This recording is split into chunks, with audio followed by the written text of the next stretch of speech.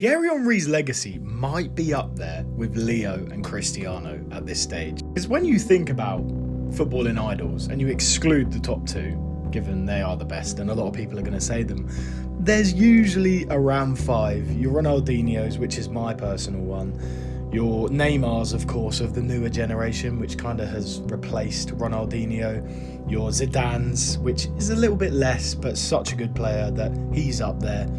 Your Henry's, for sure. Henry is every single Premier League fan's idol from the past 20 years, and you can see that in the footballers.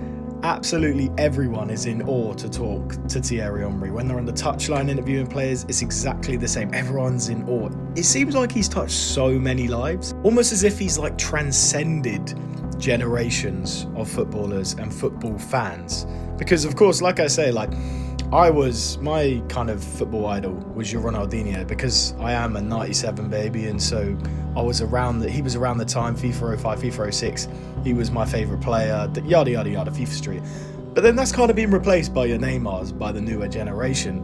Whereas like a Thierry Henry has kind of transcended time. It's because he's still held in such high regard in terms of Premier League legend. He is the top of the tree. Now, obviously, I can't speak for every generation, because my dad's generation would always say your Hoddles, your Keegans, your Robsons, your Dalglishes from, the 70s and the 80s, which have inspired so many of their generation, but they would still probably put your Henrys up there, because the noughties just had this element to it that it feels so timeless. So many superstars that were crossed with so many brilliant players.